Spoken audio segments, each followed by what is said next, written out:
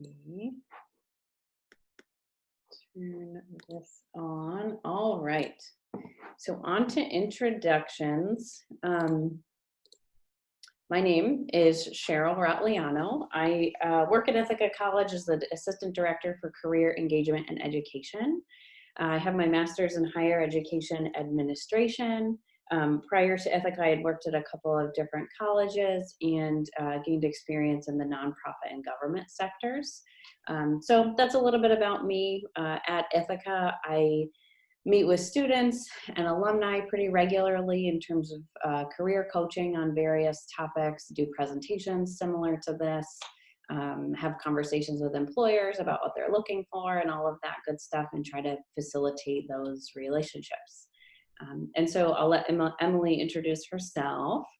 Awesome. So my name is Emily Kaufmann. I'm a 2014 graduate. I did my undergrad there in business administration, and currently I'm pursuing my master's of business administration at the University at Buffalo. I am the HR manager at Goodwill of Western New York by trade, so that's what I'm doing 40 hours during the week. By trade, I'm doing kind of just the exact opposite of what Cheryl does, or the next step. So I am interviewing, I'm helping employees through any type of issues or coaching, also helping with benefits. So interviewing virtually is definitely something I've done before, and it's definitely something that we'll start to have to become more comfortable with moving forward. For sure. Thanks, Emily. And so we're curious who is here. So I'm going to launch our first poll, which should show up on your screen here. If you could do some voting, that would be awesome. Cool. Yay. I'll give it a second.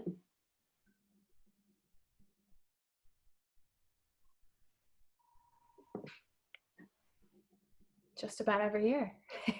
Love it. I love it. No 2020 grads in the room. All right. Maybe some will join. Okay, great. Well, welcome. It's nice to see the distribution. Cool. Okay. One more poll for the moment. We have here. Can you see the poll, Emily? Yeah. Yeah, okay. People are going. What brought you here?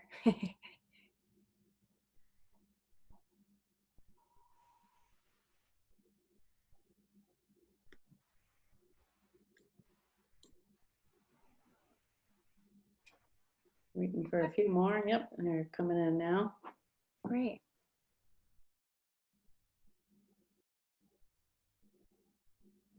Okay. Awesome. So we are seeing the distribution across here. Learning for future reference is the highest one. Have an upcoming virtual interview. Congratulations to you all. And virtual interviews are unfamiliar. That makes sense. And interviewing in general also. Cool. So we'll try to, to distribute our presentation as best we can with those things in mind. There's some sort of general interviewing in the mix as well, which of course is going to influence virtual interviewing, but we'll try to really focus there. Okay.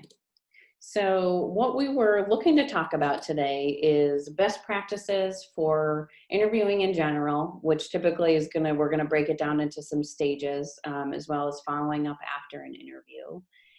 Discussing virtual interviewing, that's why you're here. So a couple of the main points: establishing rapport, how body language might make a difference, lighting recommendations, computer placement, all of that stuff that might be a little bit more unfamiliar to you. We're gonna do some answering of interview questions. It's not too intimidating, just some brainstorming, which is important to do as part of the process. And then exploring resources that you have available to you as Ithaca alums to aid in some of this preparation. Okay, so to dive in here, the first thing that I want to talk a little bit about is the interviewing process, right? And to acknowledge that interviewing truly is a process, in that this preparation phase is going to make all the difference in your success with interviewing. We'll go through these one by one in terms of how you can prepare yourself for an interview. And then to think afterward about performance. So with virtual interviewing, it's how to make a first impression that's positive, how to maintain energy while you're just looking at a computer screen, how to have that rapport, make sure that your video works and all of that good stuff. And then we're going to talk about follow-up too, what that means digitally to follow up with people, how you can actually stand out with follow-up versus just sort of check the box to say that you did it. Yeah.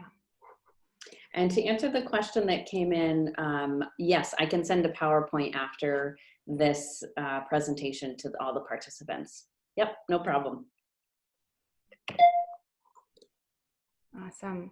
So now that Cheryl set the stage, we're getting into the first step. And I think it's great that we have a lot of people here for future reference because it shows that you're preparing. So that's what you want to do before you get into the actual interview, whether it's virtual or in person. Doing some research is definitely important to give you kind of a baseline of, you know, what am I interviewing for? What is the company? Reflect on yourself. This will help you actually craft answers to questions, and then practice. Practice is huge in interviewing. I think it's huge in a lot of things you do, whether it's a difficult conversation, you know, with a loved one or even at work. Sometimes practicing helps. And the same goes for interviewing. Interviewing's scary. So practice it a couple times and you'll be comfortable moving forward. So when you're researching, there's a few different websites and different resources you can use. So anything from Glassdoor to salary.com. These will get you some information on, you know, whether it's salary, the position, and company. There'll be some, you know, company reviews. Just be cautious of what the reviews have. I think, you know, probably from your own experience, often, you know, if you own a restaurant, there's any restaurant owners here, the bad experience will be the first one to go on, right? So just always be cautious of what you're reading. But these are great places to take a look at the position. Also look at the position that you applied for, the actual posting, and take a look at what are the things that they say I'm going to be doing. What I like to do, I recently switched positions this year, and so I did this. I took a look at the bullet points. I said, what do I know? What do I not know? And that kind of helps you prepare as far as what questions might you need to ask when you actually get into the interview, and what do you need to learn more about. The industry, you'll probably have a good idea of what you're getting into. You know, you're probably staying in the same industry, but if you're getting into a different industry, oftentimes a quick Google search will do it for you. You know, healthcare, you're not going to get the same holidays that you do at a bank. So just being aware of some of those changes that you might have. The company, one of the best things I like to do is actually use my network. Go to the person, you know, that I was working with last or someone I worked with previously and say, hey, what do you know about company XYZ? What have you heard? A lot of time your network is able to give you some reliable information. And then salary, it's always good to be informed when, you know, before you're interviewing and before you're job searching, but also when you're in the interview as to what can you expect as far as a salary range. And this will help you when you're negotiating as well.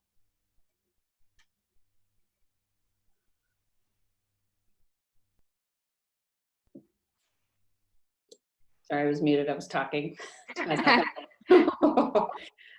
So we're going to dive into some of the self-reflection that we've been sort of alluding to that is an important part of the process. And so what we're going to do is use the chat box a little bit. These are questions that you already likely have the answers to, right? And if you don't have to participate in the chat box. But these things are really important to think about prior to the interview, because in one way or another, you know, when we talk about the types of questions that exist or what you'll actually be asked, sometimes you can't predict fully what they're going to ask, but some of these are base concepts that no matter what are going to come out in your interview. Yeah. So let's start in the chat box talking about what motivates you. Maybe one thing that you feel in a professional way, what motivates you to do what it is that you're either looking to do or that you already do. And if you want to do it anonymously, you can even send it to, you know, Cheryl or myself individually. Mm-hmm.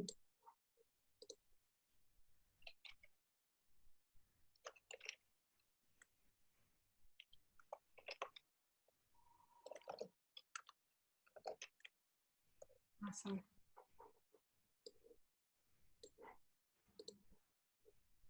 Good stuff. I'll put a couple of mine in the chat box too. I can participate.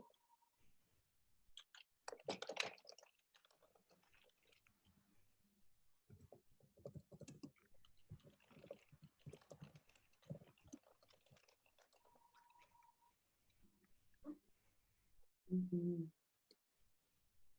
These are awesome. They really are. Yeah. Yeah. And I love to see the differences in what people say.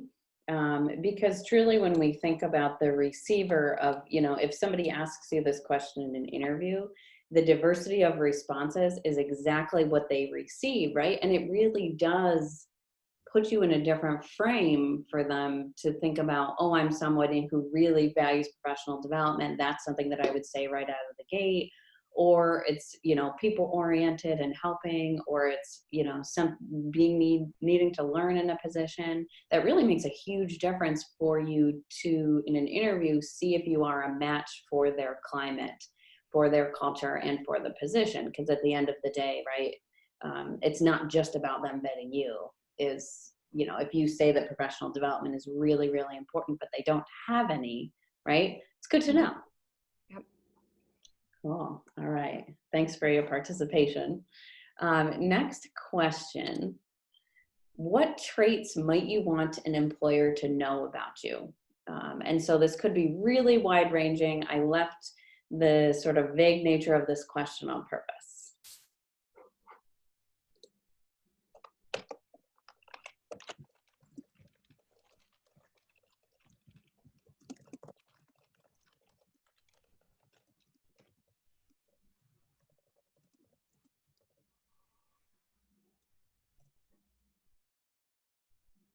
Oh, I love it, Emily.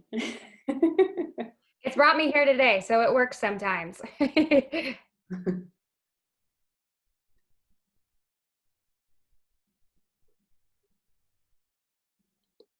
Cool.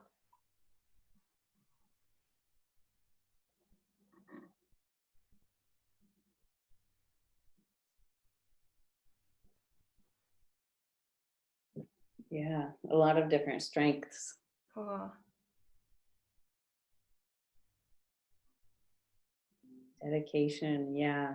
It's I love these responses, and just knowing, right, like we're all Ithaca people. It's interesting. I think the critical thinking, problem solving, and like the creativity to do that is something that I think kind of transcends the whole experience that that I see students and alumni graduating with. It's super cool. Yeah. The other really interesting part about the responses to these questions, which are things that are fabulous traits I think you would want people to know about you, right? Is a lot of them are not measurable, right? They're sort of softer skills or qualities about yourself that are fabulous, but not measurable. And it's so how do we make people believe that you are a great critical thinker, that you are a yes person, that you're great at problem solving? And that's where this next question comes in. What experiences or things you've done in the past do you think showcase one of the traits that you put in the chat previously?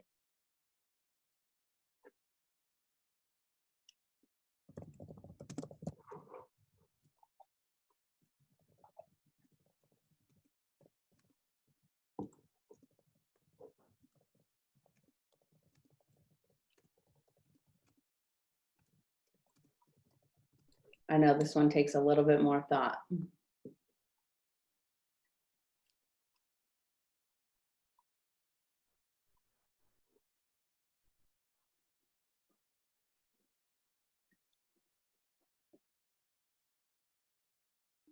The COVID pandemic is probably a really good answer. Everyone could probably figure something out around that. Show a lot of traits throughout this. Oh, for sure.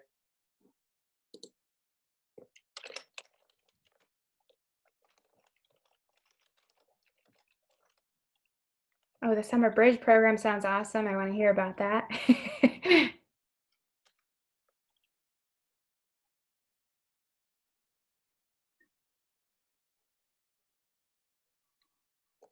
Yes.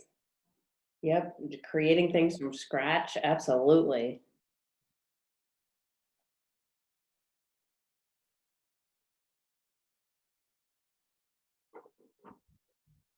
Yeah. And so for anybody who's having a hard time thinking of the answer to that question, that's completely fine. You know, if this isn't something that you've brainstormed before, it's sort of just food for thought to sort of get things going.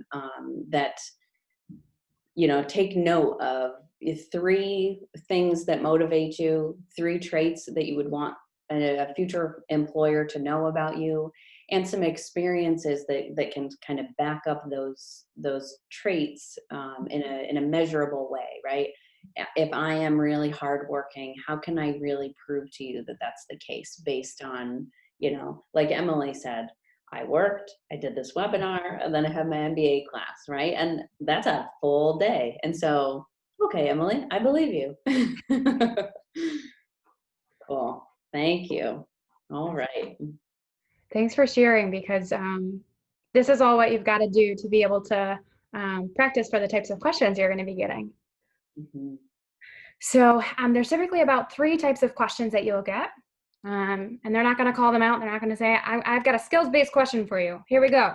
They'll just happen. So you don't necessarily need to remember these titles or really the nitty-gritty details, but just being prepared to answer them. So asking you kind of really technical questions. Have you done this?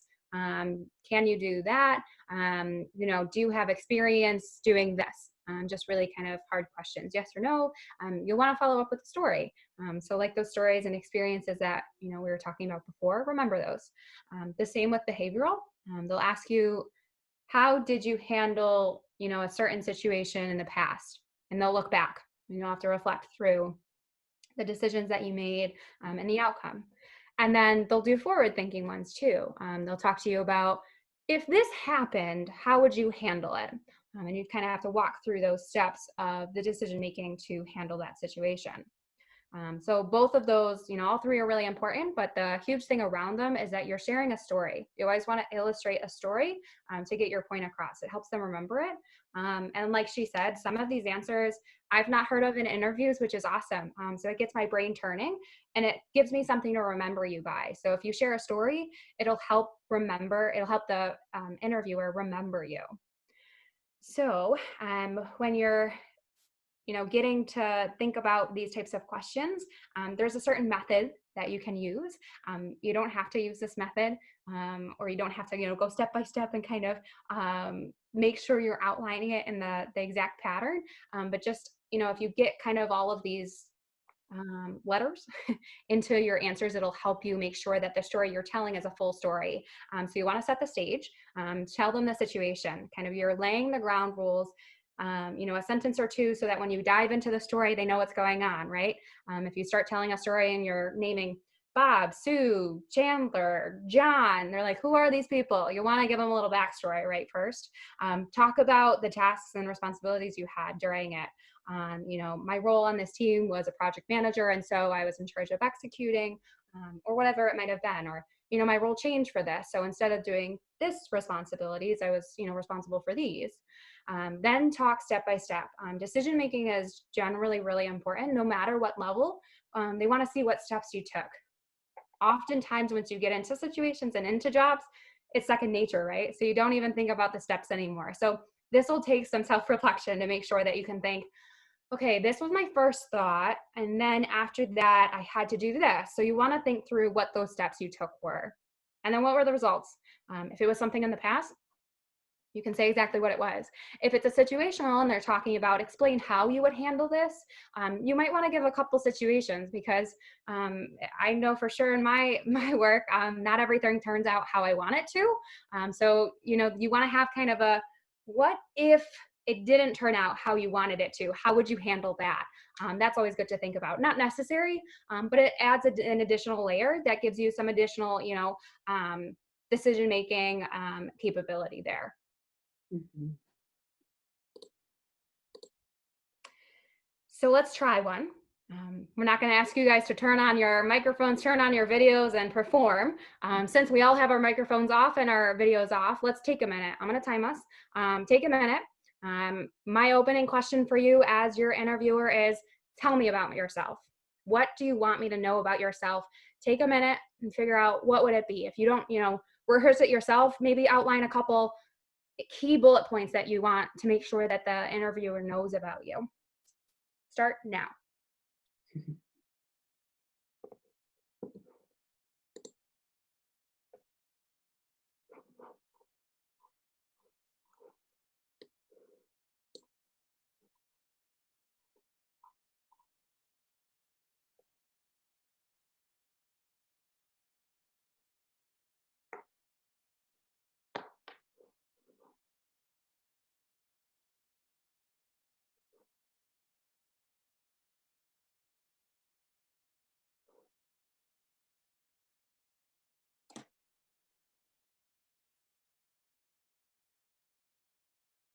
I should have kept up the music, like waiting music.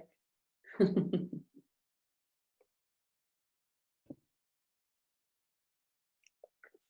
right, go ahead and start wrapping up your answers.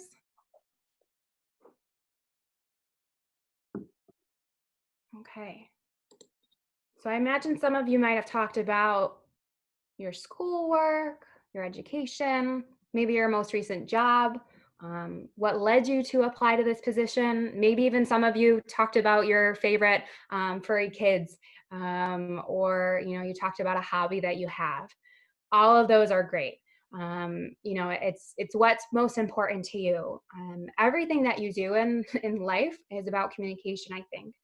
Park school people will be able to support me on this, but especially in interviewing, you're deciding what is the message I want to share with this person. So whatever you're sharing with them is really important to think about. So if you are talking about your dogs in that first, couple minutes you're talking to someone in an interview, they're probably really important to you. And if you're interviewing at Chewy or Petco, whatever it might be, that's probably really important to talk about. So just be conscious of what are maybe some of the, 1 to 3 top things that I want to talk about first, because without a doubt, you're likely going to get the tell me about yourself, whether it's, the first phone screen or in-person interview. Virtual now. um, and then the biggest thing that I encourage you all to do is practice. Um, I can't tell you the amount of times that I sit at home and I'm just sitting there practicing answers. Go ahead and Google interview questions. This is something that you can look at on Glassdoor too. Previous questions that employers asked for this role or for this company. Grab them and sit at your computer and rehearse what you would say. You can start doing it in your head or start bullet pointing it, but you need to say it out loud. Because I can't tell you the amount of times that I've said something in my head and I rehearse it out loud and it does not come out like that. It takes me 2 or 3 times to actually get to where I want to say or what I want to say, right? And we have a question about how long should my answer take? It depends. You'll want to, and we'll get to a little bit of this later, but you'll want to gauge kind of the atmosphere that you've got. You need to get out what's important to you and answer the question. So I feel like this is the worst answer for you, so I'm sorry. But there's not a specific time. I imagine anywhere from like 1 to 2 or maybe 3 minutes is important. Make sure what's coming out is valuable. And you can do that by practicing. A lot of times, the first time you get something out, it's like 5 minutes. And by that time, they might have lost interest unless it's a really, really engaging and interesting story. You want to make sure that it's succinct enough and gets to the points that you want to share, but at the same time, it keeps their interest the entire time. So practice, practice, practice, practice. Seriously, just do it. Yeah, and some of it's going to depend on your level of experience in that field. And so, what I experience with students or recent grads is sometimes it's a shorter response, and it kind of elongates over time, right? The more things you have to talk about, also. But we do have some sort of typical components of the question, and so we're curious, in your sort of mini brainstorm of this question, how many of these things, or what did you put in your initial response in your brainstorm? We have another poll up here.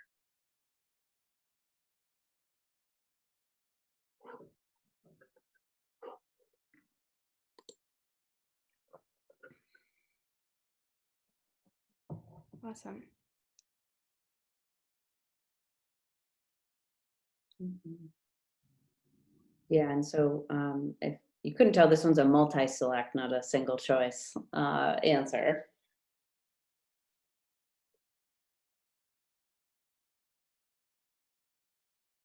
Yeah. All right. Most people have voted here. Great. So I will show the results here. Um, yeah, so we see educational overview, which um, we have 9 out of, the 17 people who voted who said educational overview, which might be representative again of, who this webinar has, right? We talked about the alumni graduation years, and typically students, recent grads, that's going to be the first thing, right, that they say, because that's what's qualifying you most for the position. As time goes on, your experiences start to, right, it's like a balancing of what do they want to know first and foremost. So that kind of makes sense. Traits that set you apart, I'm happy to see that that's part of most people's responses. Mhm. And then oftentimes in the tell me about yourself response, when we do practicing in career services, a lot of what we practice is including that why you're interested in the position. That kind of just puts the tell me about yourself question, to me, sets the stage for your interview. And so it's a way for you to kind of control the vibe a little bit of what's going to happen, because it's the first thing you're able to really say. And you can kind of direct it in a different way depending on how you answer the question. Cool. Thank you. Okay. So as we talk about some of this practicing and all the components of answering questions and stuff, some people are stressed out by the answering of the questions. Some people are, at least especially now with virtual interviewing, find more stress in the administration of the virtual nature of it. However it goes for you in terms of why you decided to attend, there's a couple of different opportunities for career services to be able to help in additional ways. Whether that's reflecting on your strengths, thinking about, what is going to set you apart in a job market, to brainstorming your responses. If you feel like maybe I'm not ready to actually practice yet, maybe I just want to talk with somebody and just have a sounding board, we can certainly meet with you. And then mock interviews are a great opportunity, as Emily was talking about, sometimes just to be able to talk it out, to give yourself a chance, sort of testing yourself to see what's actually going to come out verbally, is a good opportunity. So we did mock interviews in person before, and now we do them virtually. And so it's a great space to be able to test out, right? Like, how's my video? What am I sort of looking like? And all that stuff that we'll talk a little bit more about next. All right. So I think what some people have been waiting for, this virtual interview, how to actually perform and get this done in a way that makes sense. Some statistics that partially I like sharing because it's the reality of the situation. Partially I don't love some of these also, is some of what hiring managers are making decisions based on. This is some data that we share regularly. The eye contact makes a huge difference. Virtually, that's something that you're going to really have to pay attention to. Honestly, in terms of, probably, if you've been watching me so far, it's not something that on my computer I'm that great at. I sort of get, distracted as I'm thinking. I'm like a brainstorming, thinking over here kind of a person. And so if I were to be interviewing online, I'd have to be really specific. Like, maybe I would put something on my webcam to make me look at just more than just this little dot, something. Employers are making decisions based on dress. That's, I can assume for a couple of different reasons. More than anything, I think people want to see that you have respect for the formality of what this is. Are you going to, abide by our rules for dress that we have if you were to enter our workforce? That's one of the components of it. And then hiring decisions based on lack or thereof of smiling. And that is along the lines of the concepts of, all people want to hire others that are approachable, flexible, and that otherwise, that you want to have a conversation with. And so smiling is something that can also be hard virtually if you're not, especially if you're not feeling connected to your interviewer or they're not sort of establishing rapport with you. How to maintain that sort of positivity and that smiling sort of while you're responding or reacting to what they're saying is still going to be important virtually. Yeah, definitely. And so that's what you want to kind of set yourself up for. And so test your camera in advance. So whether you're literally just turning your camera on, and I'll tell you, I do that every single time before I get onto a video. I go and I pull up my camera. I make sure that my shot is good, that my hair doesn't look too frizzy. So don't think you're crazy if you test that right in advance. And test in advance too. Like maybe set up a, I feel old when I say this, but Skype first came to my mind. Set up a Skype session, probably Zoom session, with a friend or family member and just test it out. Get comfortable with the software itself, but just test what's in your surroundings. You'll kind of see later, we'll give you an option or a chance to kind of look at different backgrounds and, which ones work, which ones don't. Like Cheryl was saying, camera's important. You've probably noticed I'm not terribly great as well. You want to look at yourself, right? I'm right there, so I want to look at that. So it takes a lot of practice. What I do sometimes too is put a Post-it note. It helps remind me, and you get real focused and make sure you're looking at the camera. It's not a make or break if you don't do that. So don't worry about that if that's not what you've got going on. It takes time to get used to, and the person that's interviewing you is likely not looking at the camera either. They're probably looking at the screen. And so, virtual eye contact is something that is not quite as important as in person, but it helps. If I see the person's looking at me, that's great. And then take a look and see what's behind you. You want to make sure there's not something terribly distracting. If your dog is running back and forth behind you, probably going to be a little distracting, right? So just be conscious of that. And test virtual backgrounds before you start using them. And just be conscious of which ones you're using now versus which ones you're using for a virtual happy hour versus work. You want to be conscious of all of that.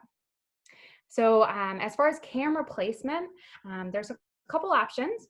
If you were at my home right now, you would see that my computer is on top of two boxes on top of my table. I don't work from home normally, so it takes me a little bit of not normal adjusting of my computer. So do what's within your means. I don't have a video camera, so I'm just on my computer. You can probably see, my video camera angle is pretty okay. But just to be honest, Cheryl's is a little bit more pleasant, right? It just looks nice kind of looking down a bit more. So if you can do that, it's a great way to set it up. It's not a make or break, but just if you have the ability to do that, put it up and it'll, give a little bit of a nicer angle. And then when you're testing backgrounds, just to be very clear, not to really beat around the bush, some are good and some are bad. If you're interviewing maybe for Tiger King next production, maybe this would be a really great option to have. But if you're interviewing for a normal office job that has nothing to do with Tiger King, it's not the time or place. The same with the rest. So just a neutral background. It's a really great option too. If you're someone that doesn't necessarily want to show their home, whether they wish it was a little bit different, or they're just someone that's not as personally open, with sharing that type of stuff. Virtual backgrounds are really great things to take advantage of. Just download the image before and test it. Make sure that you test it. Sometimes there's like gaping holes in it and you're seeing something that maybe you didn't want to show. So just test it in advance. And there's an example. So this one is not exactly working. It's making Cheryl actually a plant herself. So you want to test them before, right? Thank you. Awesome. Yeah. So the reason that happens to me is that, and why testing is extra important. Some computers do better based on the built-in camera that it has with Zoom backgrounds in particular. I've contacted many people to try to get that figured out, and it just turns out my computer won't let me. But testing is definitely important. Yeah. And if you're using a platform that doesn't use virtual backgrounds, make sure you know that in advance. So that's the first step. Don't don't go into it thinking you're going to use a background. Try and have a backup. So for me, if you're someone that just wanted a plain background, I could probably easily take these pictures down. I wish you could see me. I really just have 2 boxes on top of my table. It's nothing fancy. So, just engineering what you can to get you next to a blank wall. I think most of us have some form of a blank wall that would work the best. Mhm. Yeah, when I first started working from home, I was much more strict. I was trying to, follow the rules, right, of working from home. So I had a blank background, and in some cases, I was sort of in a. I wouldn't necessarily advise this, but it's not where I wanted to be in my home. But I was trying to have a blank background for an interview. It's to do your best, right? There are things that I would advise, not to have it to be extremely busy of a background. Like, if I had something sitting randomly, let's see, like sitting randomly on my floor, oh, I didn't throw it far enough. You would wonder what the thing is, right? It would be, gosh, is that a shirt on her floor? Or maybe it's supposed to be there, right? You're getting distracted by what's in the background. And so you can do a bunch of things, but it's really about trying to let them pay attention to what you're saying. Mm-hmm. Yeah, which is okay. Good question though, for sure, because not all places are going to let you have a virtual background. Mm-hmm. I wanted to talk a little bit about the virtual interviewing sort of setup and how it's a little bit harder, in my opinion, right? Depends who you are and where your strengths lie, but can be a little bit harder to build rapport, to be conversational virtually. Typically, people prefer in-person interviews to phone interviews and to virtual interviews just because of that back and forth, right? You can feel the vibe of the place. You might be able to adjust to it a little bit, have a lot of energy, or maybe tone it down. And so finding that virtually is kind of a navigation. Finding common ground is one of the strategies that I recommend to people with interviewing. Right now, we have shared experiences more than in some cases I can ever have imagined happening before. And so to positively and strategically mention something about, yeah, well, New York State now is in phase 2, and I'm very, happy about that, whatever it might be, right? We have to be careful with the concepts that we're using because it is interviewing, but that can be, what shared experience are you both in New York State? Are you both currently working in education, and we're teaching in the spring, and now you're making adjustments, whatever it might be, that's shared experience. Giving compliments is an easy way to make somebody like you, right? We all kind of like little things here and there. Whether that's, the virtual background that they might be using, just to say like, oh, wow, I haven't seen that one. That one's really, blank and looks great. Or I like your plants that you have in the background. I'll talk a little bit about some places that you have to kind of navigate with everybody working from home in just a second. The last and third thing that I think helps to establish rapport is to try to use the person's name in the conversation. This requires a little bit of practice. Sometimes it's easier actually virtually because a lot of times on their video, you can actually see their name. And so I've actually virtually been able to practice this because for video, I'm associating who they are with their name a little bit more easily. But that can be a simple way to show, that you're caring about the conversation, you're listening, you're there and present. And so because we're doing this virtual interviewing webinar right now, and we would want to talk about the current climate of everything also, likely your interviewer is going to be working from home also.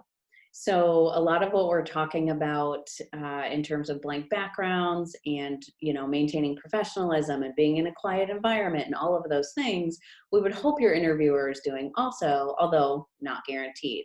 And so when we're talking about finding common ground or giving compliments to people, um, think a little bit about what things maybe in their background that are intentional, right? Like right now in my background, I have this really brightly colored painting, right? Of course, people's eye is going to go there. And so that's something that is purposeful. I would be completely fine if somebody said, wow, what's that? Is it a painting? Did you do it? Right? Because I'm kind of drawing people's attention toward it, right? There are other things potentially in the background that you can kind of be able to read the situation to see that they may not be intentional. Because we're working from home, people might be videoing in a non-ideal environment. Similarly to that, if someone's pet, someone's child, something happens that's unexpected to them, I think to be flexible and to show professionalism and also some humility in the situation, right? They're going to get to learn a little bit more about you as a person and how you react to those situations, right? Likely they'll be very apologetic if something happens, but were you able to kind of just go with it, get back on track, and be, a human as we all are working from home.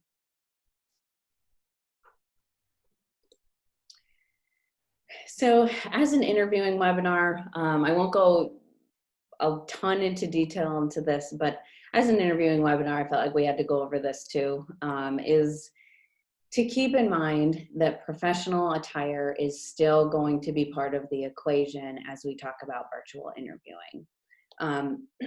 There's different choices you can make for virtual interviewing.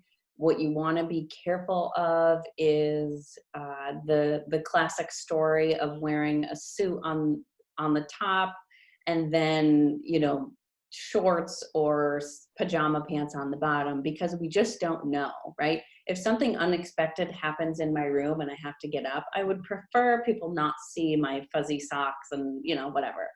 And so you have to just be prepared because you don't really know what's going to happen. Same sort of a concept with attire, something that I like to think about it. I always talk to people in interviewing about being comfortable.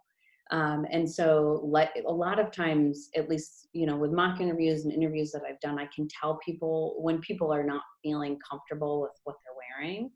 And so further kind of emphasize with virtual interviewing is to try to wear something that's going to be okay if you decide to sit down during the interview, and something that doesn't feel too overpowering while you're sitting, right? Like sometimes collared shirts and a blazer or something just feel like I don't feel right in it.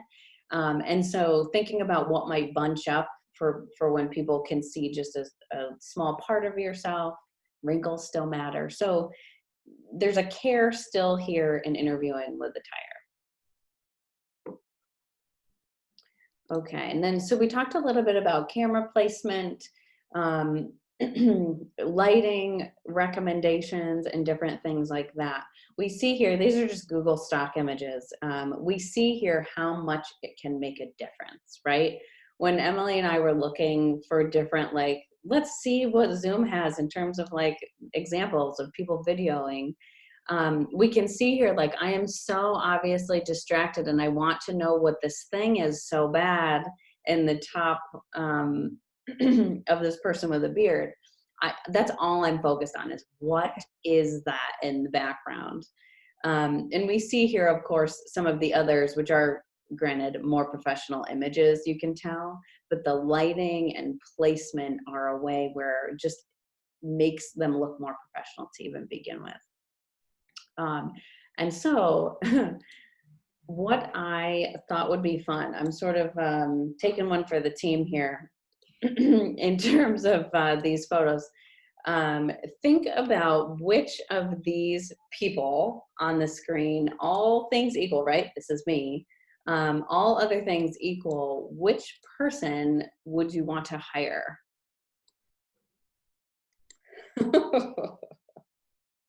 Hopefully they answer at least one. Yeah, none of them.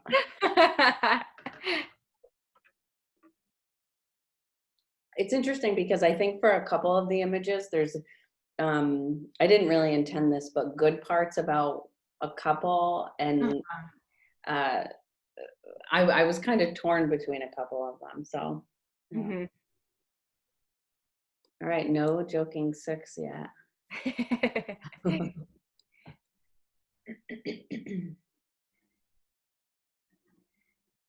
Okay, anybody else want to vote?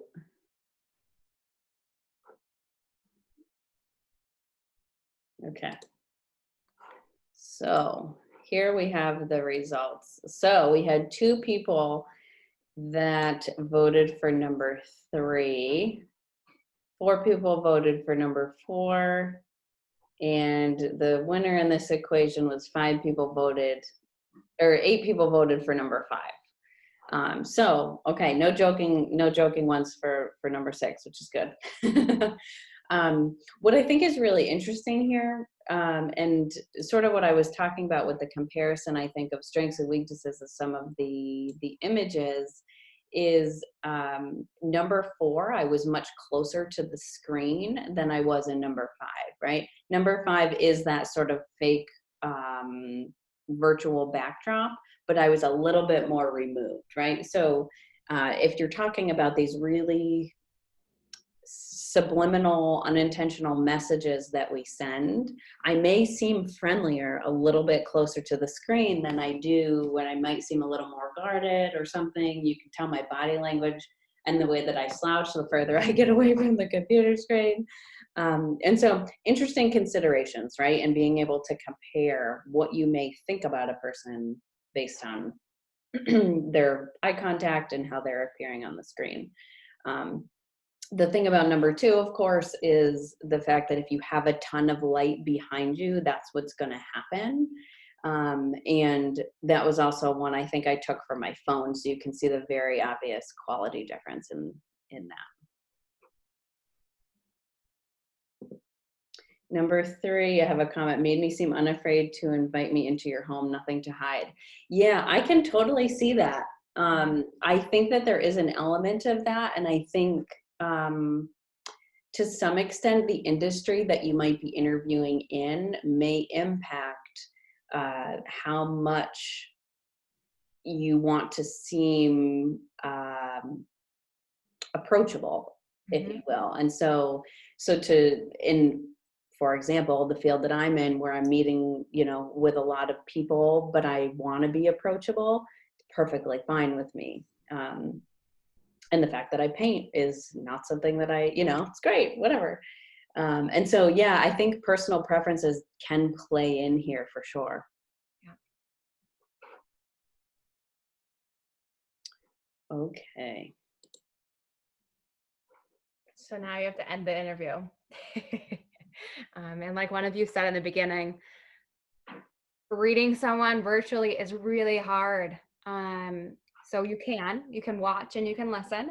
If someone starts looking down, it looks like maybe they're checking their watch, they're getting distracted. It might seem like maybe they're trying to end it, they're trying to wrap it up.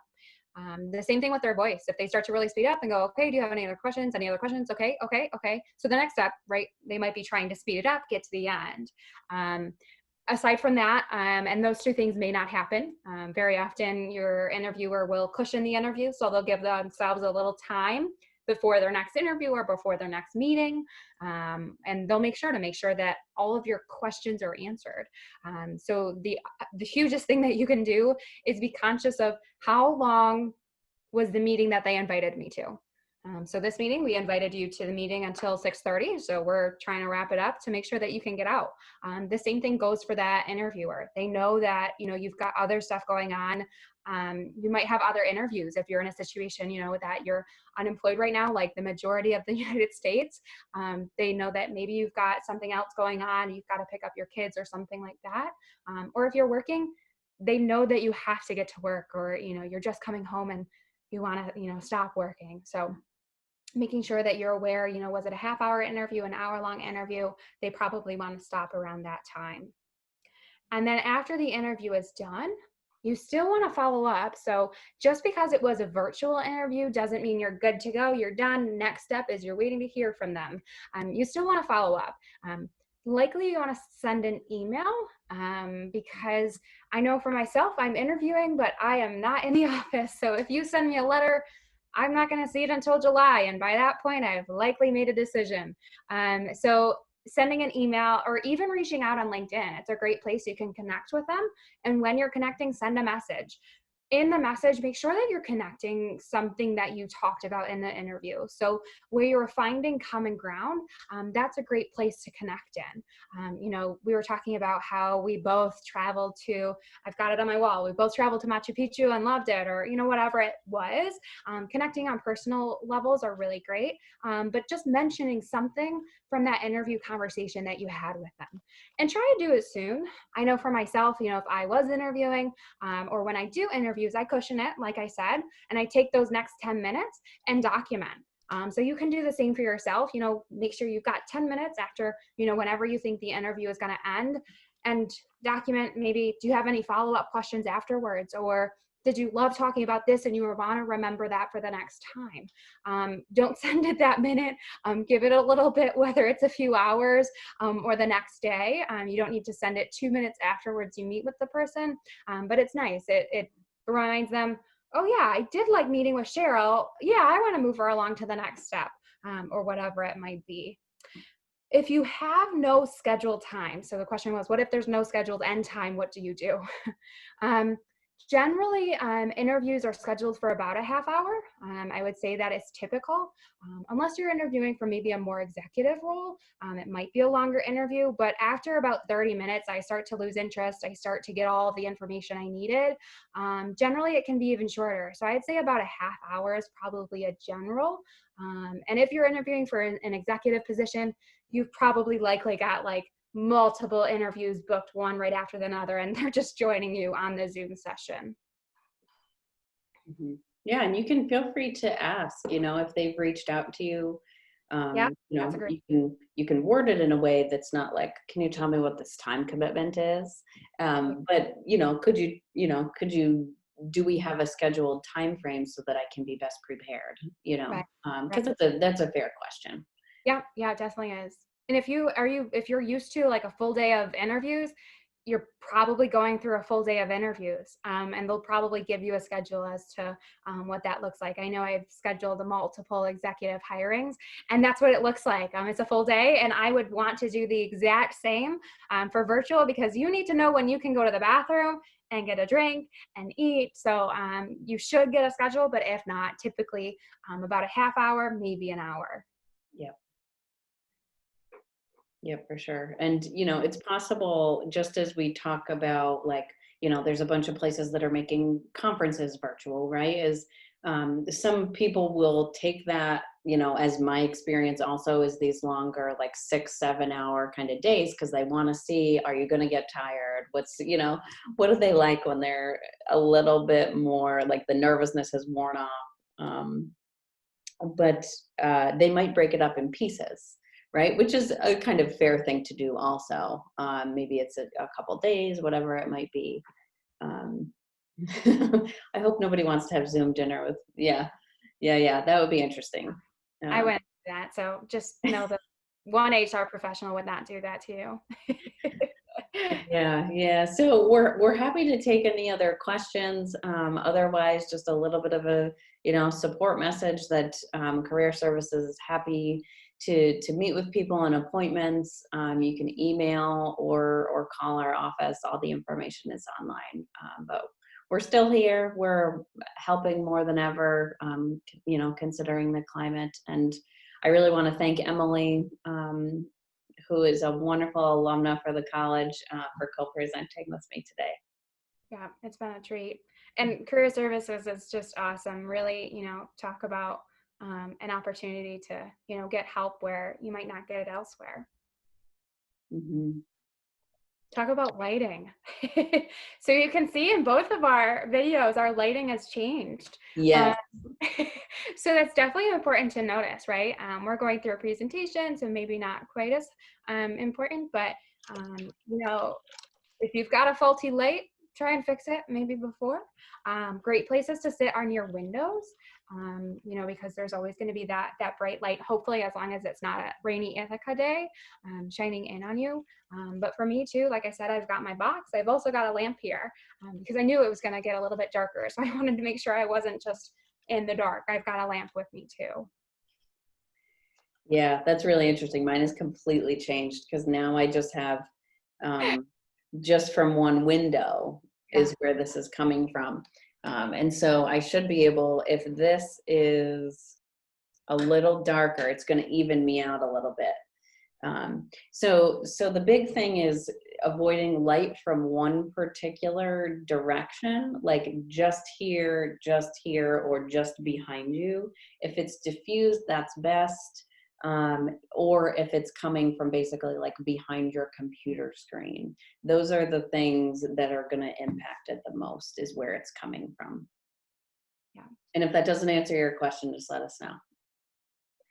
We got a question. If you were asked a question, they didn't like your answer, and they ended it without allowing you to continue. My first question for you is that the type of organization you want to work for? I never end interviews right on the spot if I don't like an answer, because oftentimes there's ways and other questions to redeem yourself. No one that's hired, none of us on this webinar are perfect.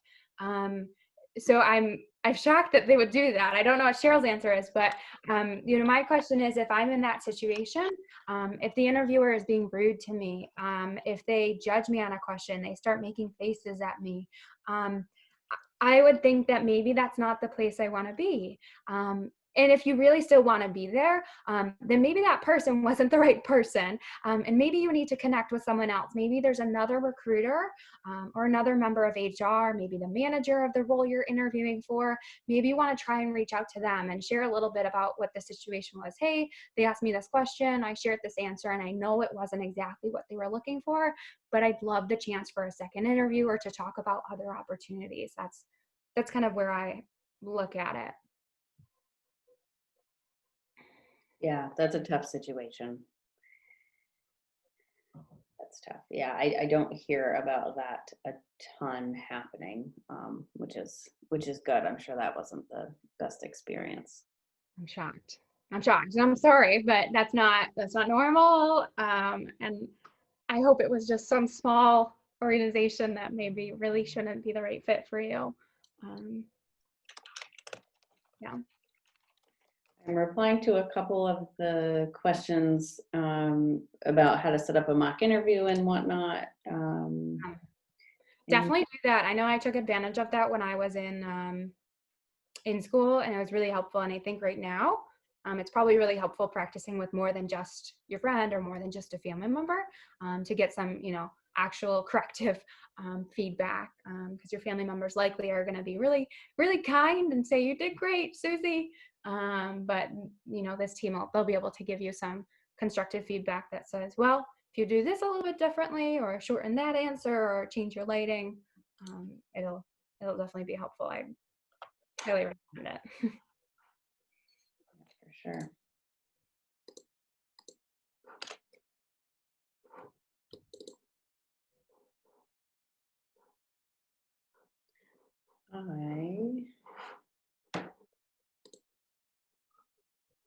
I was just taking a look back at, I had posted the appointment survey in the chat box.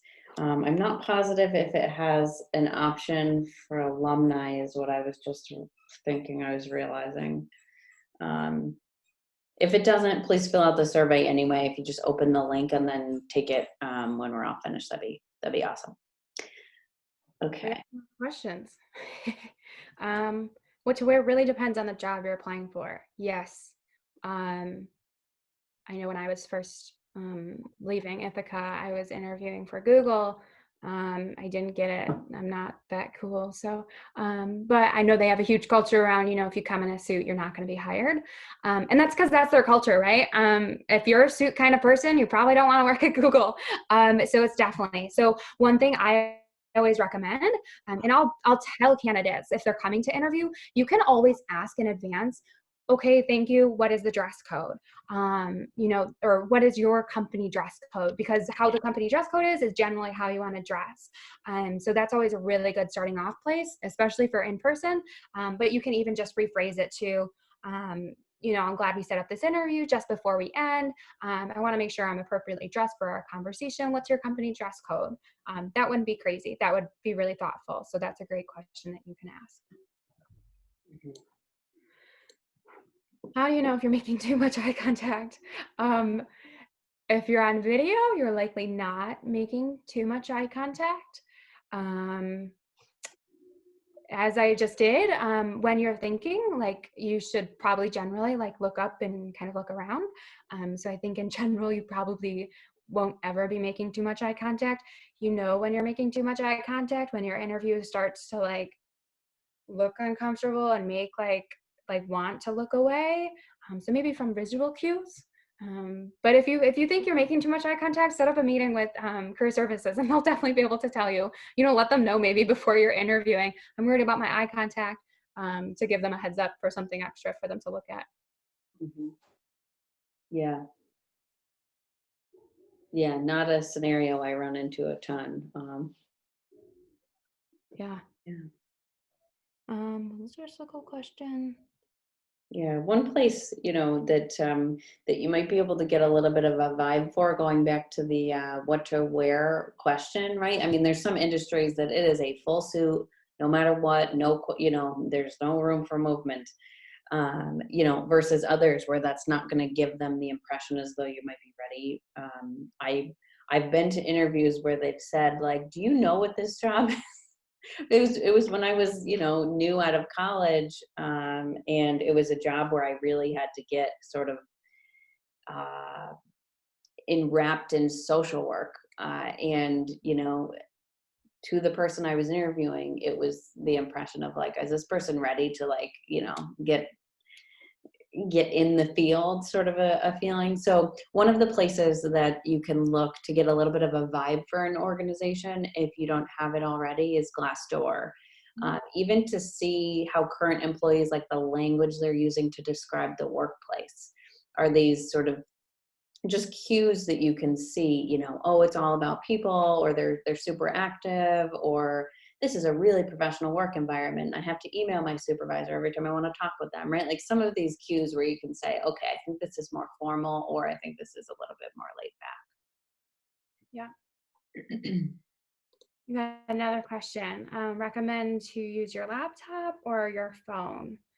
I would always recommend laptop if you have it, but very fully aware that not everyone has laptops and computers. I didn't have one again until I joined the MBA program. So if you're someone that only has a phone, you can position it up so it's still in a normal angle.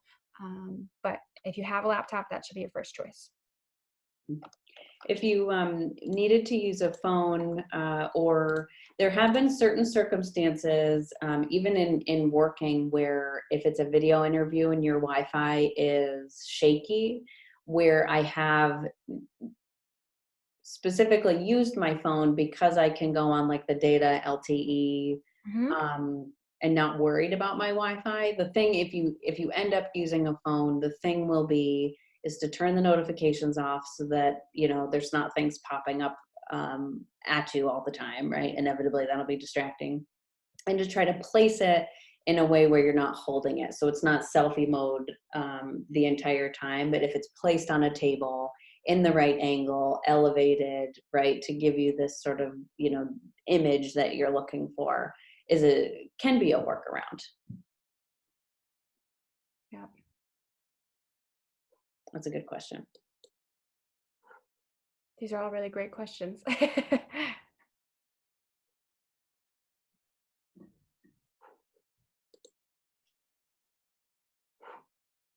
Okay.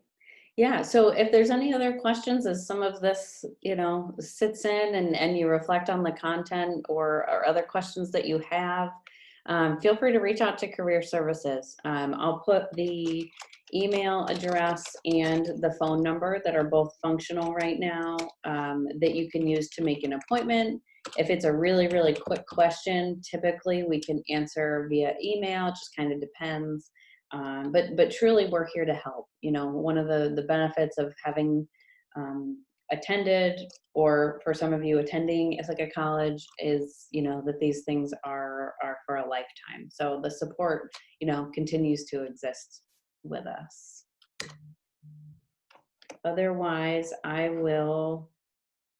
So I put that in the chat box, and then I'll put this survey link if people don't mind just clicking it, and then we'll end the meeting. And so glad that you joined us this evening, and take care of yourselves. Awesome. Bye, everyone.